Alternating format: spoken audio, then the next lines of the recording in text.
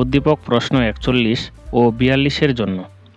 41 number, গাড়িটির সমবেগে অতিক্রান্ত দূরত্ব কত? সমবেগে অতিক্রান্ত দূরত্ব নির্ণয়ের সূত্র আমরা জানি S=VT।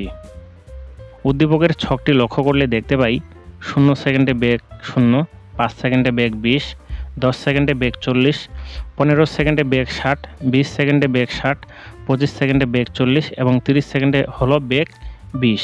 আমরা ছকটিতে লক্ষ্য করলে দেখতে পাই 15 এবং 20 সেকেন্ডে বেগের মানের কোনো পরিবর্তন হয়নি, অর্থাৎ বেগের মান 15 সেকেন্ডেও 60 এবং 20 সেকেন্ডেও 60। তো এই ধরনের বেগের মান যদি পরিবর্তন না হয়, এই বেগগুলোকে আমরা বলবো সমবেগ। তো সমবেগ ভি এর মান পাইলাম আমরা কত? 60। এখন সময়ের পরিবর্তন 15 থেকে 20 সেকেন্ড, তো টি এর মান হবে 20 বিয়োগ 15, ফলাফল আসবে 5। অতএব 300 মিটার। সঠিক উত্তর হবে ডি, 300 মিটার। 42 নাম্বার, গাড়িটির ক্ষেত্রে প্রথম 15 সেকেন্ড সমতরণে চলে। প্রথম 15 সেকেন্ড অর্থাৎ 0 থেকে 15 সেকেন্ড গাড়িটি সমতরণে চলে কিনা সেটা আমরা এখন প্রমাণ করব। আমরা প্রথমে 5 সেকেন্ডে ত্বরণ বের করব। 5 সেকেন্ডে ত্বরণ A=V-U/T।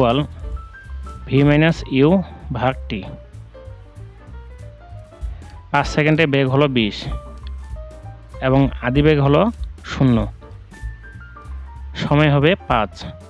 20কে 5 দিয়ে ভাগ করলে থাকবে 4 মিটার পার সেকেন্ড স্কয়ার। এবার আমরা 10 সেকেন্ডে ত্বরণ বের করব। 10 সেকেন্ডে বেগ হলো 40, আদি বেগ হলো 0 এবং সময় হলো 10 সেকেন্ড। 40কে 10 দিয়ে ভাগ করলে আসবে 4। এবার আমরা 15 সেকেন্ডে ত্বরণ বের করব। A=V-U/T। 15 সেকেন্ডে বেগ হলো 60 এবং আদি বেগ হলো 0, সময় হবে 15। 60কে 15 দিয়ে ভাগ করলে আসবে 4 metre per second square.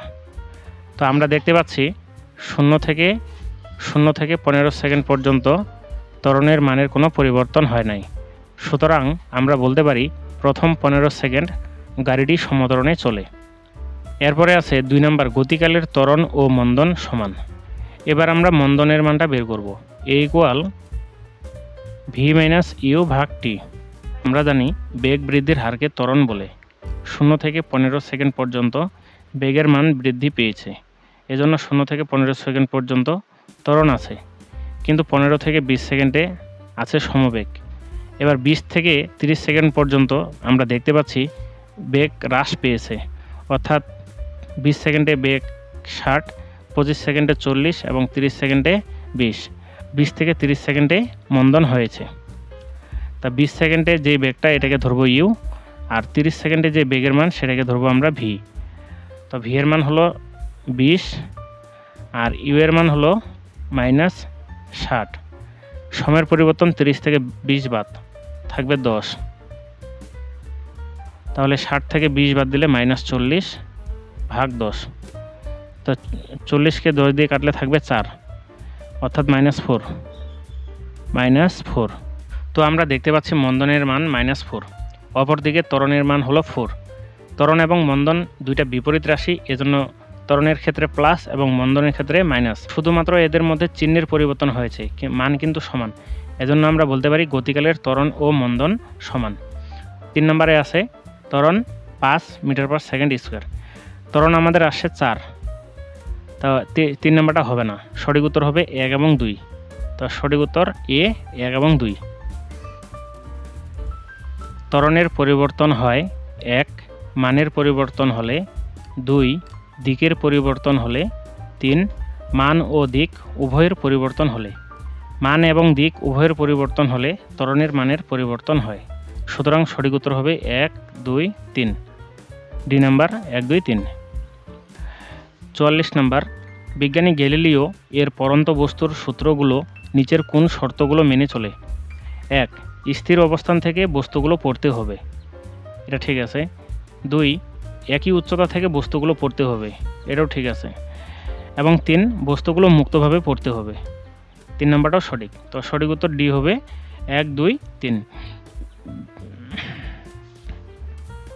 45 number, গাড়িটির ত্বরণ কত? ত্বরণ নির্ণয়ের সূত্র ভি মাইনাস ইউ ভাগ টি। এই রেখাটাকে আমরা বলবো ত্বরণের মান, এটা হলো সমবেগ আর এটা হলো মন্দন। কারণ বেগ বৃদ্ধির হারকে আমরা বলি ত্বরণ, এটাকে বলবো সমবেগ এবং এটা হলো বেগ হ্রাসের হার, এটা হচ্ছে মন্দন। তো এই রেখাতে সর্বশেষ বিন্দু এ, এখানে বেগের মান হলো 4, তো শেষ বেগ 4, আদিবেগ হলো 0 এবং ওই অংশে সময়ের ব্যবধান 10 সেকেন্ড, তো সময় হলো 10। তো ফলাফল আসবে 0.4 মিটার পার সেকেন্ড স্কোয়ার। তো সঠিক উত্তর সি 0.4। 46 নম্বর, সুষম বেগে গাড়িটির অতিক্রান্ত দূরত্ব কত? সুষম বেগ বা আমরা বুঝি সমবেগ। সমবেগে অতিক্রান্ত দূরত্ব নির্ণয় সূত্র এস ইকুয়াল ভিটি। আমরা দেখতে পাচ্ছি ওই এবি অংশ সমবেগ নির্দেশ করে এবং সমবেগের মান হলো 4। এবি অংশে সময়ের ব্যবধান 20 থেকে 10 বাদ থাকবে 10, 10 আর 4 40 মিটার। তো সঠিক উত্তর এ 40 মিটার। এক ছেলে 20 মিটার ব্যাসার্ধের একটি মাঠে পরিধি বরাবর পরিধির 3/4 অংশ গমন করে। 47 নম্বর, ছেলেটির স্মরণ কত? তো একটি বৃত্তাকার মাঠ যার ব্যাসার্ধ হলো 20 মিটার, এই মাঠটাকে আমি যদি 4 অংশে ভাগ করি, ছেলেটি ধরলাম প্রাথমিক অবস্থায় এ বিন্দুতে ছিল, যার ব্যাসার্ধ হচ্ছে 20 মিটার, এই কেন্দ্রটাকে আমরা বি ধরলাম। তো এখান থেকে এখানে গেলে এটাকে বলবো 1 অংশ, এখানে 2 অংশ এবং এটাকে বলবো 3 অংশ, অর্থাৎ 4 অংশের মধ্যে 3 অংশ সে গমন করেছে। এই বিন্দুটাকে আমরা সি ধরলাম। স্মরণ বলতে কি বুঝি? সোজা পথে এক স্থান হতে অন্য স্থানে অতিক্রান্ত পথকে আমরা বলি স্মরণ। যেহেতু এটা বৃত্তাকার মাঠ, তাহলে এখান থেকে এ বিন্দুর ব্যাসার্ধ 20 মিটার হলে বি থেকে সি বিন্দুর পর্যন্ত ব্যাসার্ধ হবে 20 মিটার, কারণ কেন্দ্র থেকে যে কোনো দিকে ব্যাসার্ধ 20 মিটার হবে। এখন আমরা এখানে দুইটা বাহুর মান জানা আছে, এটা একটা ত্রিভুজের মধ্যে পড়ে গেছে। এসি আমরা অতিভুজ ধরলাম, তাহলে আমরা যদি এসি এর মান বের করি তাহলে আমরা স্মরণ বের করতে পারবো। পিথাগোরাসের সূত্র অনুসারে আমরা জানি AC square equal AB square plus BC square. AC সমান √, AB square plus BC square. AB এর মান 20 মিটার এবং বিসি এর মান 20 মিটার। তো ফলাফল আসবে 28.28 মিটার।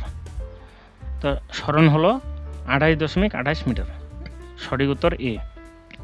উদ্দীপকের ঘটনাটিতে ছেলেটির 1 বেগ নির্দেশ করে, 2 দ্রুতি নির্দেশ করে, 3 পর্যাবৃত্ত গতি নির্দেশ করে। তো আমরা জানি বেগ সমান স্মরণ ভাগ সময়। স্মরণ ভাগ সময়, যেহেতু ঘটনাটিতে স্মরণের কথা উল্লেখ আছে, এজন্য আমরা বলতে পারি বেগ নির্দেশ করে। আর দ্রুতি সমান আমরা জানি দ্রুত ভাগ সময়। দূরত্ব ভাগ সময়। আঁকাবাঁকা পথে এক স্থান হতে অন্য স্থানে অতিক্রান্ত পথকে আমরা বলবো দূরত্ব, আর দূরত্বকে সময় দিয়ে ভাগ করলে আমরা পাবো দ্রুতি। সুতরাং আমরা বলতে পারি এই ঘটনাটিতে ছেলেটির দ্রুতি থাকবে। 3 নম্বর, পর্যাবৃত্ত গতি নির্দেশ করে। ছেলেটি যেহেতু এ বিন্দু থেকে এই বৃত্তাকার মাঠটা ঘুরতে ঘুরতে সি বিন্দুতে এসে থেমে যায়, এজন্য আমরা পর্যাবৃত্ত গতি বলতে পারবো না। পর্যাবৃত্ত গতি হতে হলে ছেলেটিকে এই সম্পূর্ণ মাঠ ঘুরে আবার ওই বিন্দু দিয়ে একটি নির্দিষ্ট সময় পর পর যেতে হবে, তাহলে আমরা এই ধরনের গতিকে পর্যাবৃত্ত গতি বলবো। কিন্তু যেহেতু এ বিন্দু থেকে শুরু করে সি বিন্দুতে এসে থেমে যায়, তার মানে এই সম্পূর্ণ মাঠটা সে পরিভ্রমণ করে না, এজন্য আমরা এটাকে পর্যাবৃত্ত গতি বলবো না। তাহলে সঠিক উত্তর হবে 1 এবং 2, বি সঠিক। পর্যায়বৃত্ত গতির উদাহরণ: 1 পানির তরঙ্গ, 2 হৃৎপিণ্ডের স্পন্দন, 3 ঘড়ির কাঁটার গতি। সঠিক উত্তর সি 2 এবং 3। কারণ ঘড়ির কাঁটার গতি এবং হৃৎপিণ্ডের স্পন্দন একটি নির্দিষ্ট সময় পরপর একই দিক হতে নির্দিষ্ট বিন্দুকে অতিক্রম করে, তাই এগুলোকে পর্যাবৃত্ত গতি বলে। অপরদিকে পানির তরঙ্গ একটি যান্ত্রিক তরঙ্গ, এজন্য সঠিক উত্তর হবে 2 এবং 3। 50 নম্বর, পরমাণুর কম্পনের গতি: 1 সরলরৈখিক গতি, 2 পর্যাবৃত্ত গতি এবং 3 স্পন্দন গতি। তো সঠিক উত্তর হবে সি 2 এবং 3, পর্যাবৃত্ত গতি এবং স্পন্দন গতি। পরমাণু সোজা সরলরৈখিক পথে চলে না, পরমাণু তরঙ্গ আকারে চলে। যে কোনো বস্তু তরঙ্গ আকারে চললেই তার পর্যাবৃত্ত এবং স্পন্দন গতি থাকবে।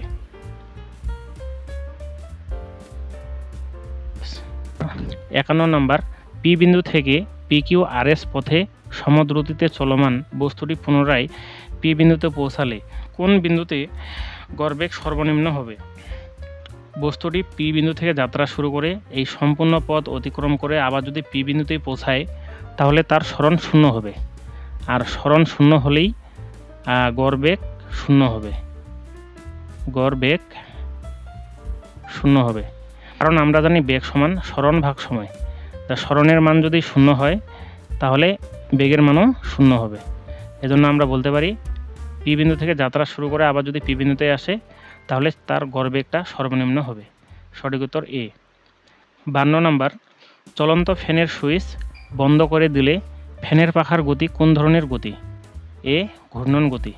কেন চলন গতি হবে না? চলন গতি হতে হলে বস্তুটিকে সোজা পথে যেতে হবে। স্পন্দন গতি হতে হলে একটি নির্দিষ্ট সময় পর গতির দিক যেদিকে হবে একটি নির্দিষ্ট সময় পর গতির দিক বিপরীত দিকে হবে। তো ফ্যান যেহেতু বিপরীত দিকে চলে না, এজন্য এটা স্পন্দন গতি হবে না, পর্যাবৃত্ত গতি হবে না। কারণ ফ্যানের সুইচ যখন অফ করে দেওয়া হয় তখন একটি নির্দিষ্ট বিন্দু দিয়ে ফ্যানের পাখাগুলো ওই বিন্দু দিয়ে যাবে না। সময় যতই যেতে থাকবে ফ্যানের পাখার গতি ততই হ্রাস পেতে থাকবে, এজন্য আমরা পর্যাবৃত্ত গতি বলতে পারবো না। অতিক্রান্ত দূরত্ব পরিবর্তনের হারকে কি বলে? এ সরণ, বি বেগ, সি দ্রুতি এবং ডি ত্বরণ। সঠিক উত্তর সি দ্রুতি। উদ্দীপক প্রশ্ন 54 এর জন্য। 54, দূরত্ব ওপি এর মান কত মিটার? আমরা ওপি এর দূরত্ব বের করব। তো আমরা প্রথমে এই অংশটা দূরত্ব বের করব S1 দিয়ে। দূরত্ব বের করার সূত্র U + V ভাগ 2 × T। এই অংশে আদিবেগের মান 0 এবং শেষ বেগের মান 5, নিচে 2 এবং সময়ের পরিবর্তন হলো 10। তো এখানে টি এর জায়গায় হবে 10। তো 2 দিয়ে 10কে কাটলে 2 দিয়ে 10কে কাটলে এখানে হবে 5, 5 5 25 মিটার। এবার আমরা এই অংশে দূরত্ব বের করব। তো এটা যেহেতু সমবেগ আমরা S2 = VT লিখব। সমবেগের মান হলো 5 এবং এখান থেকে এখানে সময়ের পরিবর্তন হলো 20 থেকে 10 বাদ থাকবে 10, 10 5 50 মিটার। তাহলে মোট দূরত্ব 25 + 50 সমান 75 মিটার। যেহেতু অপশনগুলোতে 75 মিটার নাই এজন্য এখানে সঠিক উত্তর হবে না। সমকোণী ত্রিভুজ ABC, ভূমি AB সমান 4 মিটার, ভূমি AB এর মান 4 মিটার, অতিভুজ BC সমান 5 মিটার, BC এর মান 5 মিটার, লম্ব AC সমান 3 মিটার, লম্ব AC এর মান 3 মিটার। এক ব্যক্তি A থেকে যাত্রা শুরু করে 5 সেকেন্ড পর B হয়ে Cতে পৌঁছায়। A থেকে যাত্রা শুরু করে 5 সেকেন্ড পর B হতে Cতে পৌঁছায়। A থেকে B হয়ে Cতে যাইতে তার 5 সেকেন্ড সময় লাগে। 1 নম্বরে আছে সরণ 3 মিটার। তো আমরা জানি সোজা পথে এক স্থান হতে অন্য স্থানে অতিক্রান্ত পথকে বলা হয় সরণ। সরণ 3 মিটার, এটা ঠিক আছে। 2 নম্বর, দ্রুতি 1.8 মিটার/সেকেন্ড। দ্রুতি সমান দূরত্ব ভাগ সময়।